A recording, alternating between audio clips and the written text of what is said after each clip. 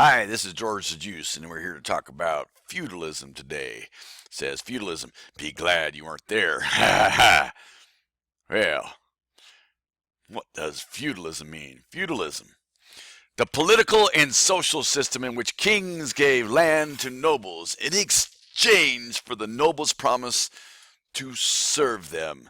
Those nobles provided military service as knights for the king. Okay, let's take this one step at a time, shall we? Is that okay? Well, is it? We will learn this using real people in order to better understand. We'll start with the ruling monarch. Ladies and gentlemen, it gives me great pleasure to introduce King Lieberman the Bodacious. The purpose of Bodacious King Lieberman, the purpose of any monarchy, is generally the same: to stay in power of his or her country. When a monarch is overthrown, it usually involves torture, public humiliation, and being killed, or worse, expelled. The nobles. Nobles in the Middle Ages ranked second on the hierarchical social ladder, just below royalty. They interact with lower level citizens and surrounding populations by providing important services of safety and protection. Knights, under the direction of nobles, protected citizens. Nobles employed commoners in various roles, such as farming, cooking, and performing other types of manual labor. Nobles also dressed in distinct styles to distinguish themselves. King Lieberman the Bodacious was careful to select those families that he allowed to be nobility. They must be loyal because they furnished soldiers for the kingdom. Their soldiers were called knights. King Lieberman's noblemen. Well, to make sure that he had people in positions of nobility he could trust, he selected the three most honorable in his kingdom. They were called Lord May, Lord Watts, and Lord Taylor. It would be their responsibility to furnish his kingdom with knights, and they did. The knights. Well, each of the noblemen provided men of bravery and high moral character to be considered as knights.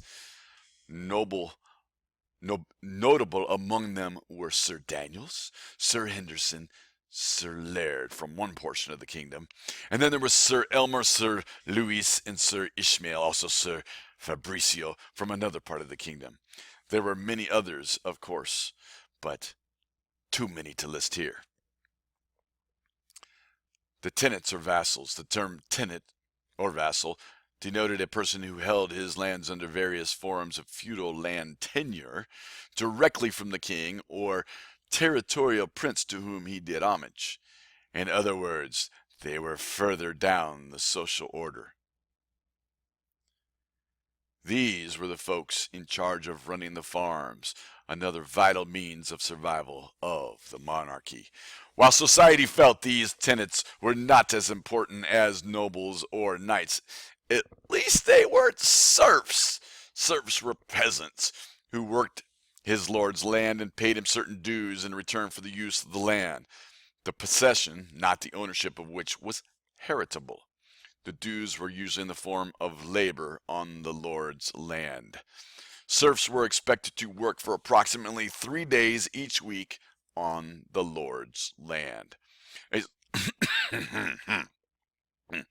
A serf was bound to work on a certain estate and thus attached to the soil and sold with it into the service of whoever purchases the land. They were similar to our sharecroppers. And then it all went.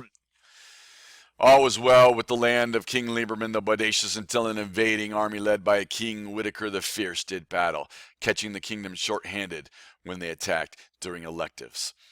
All the nobles, knights, tenants, and serfs were not paying attention.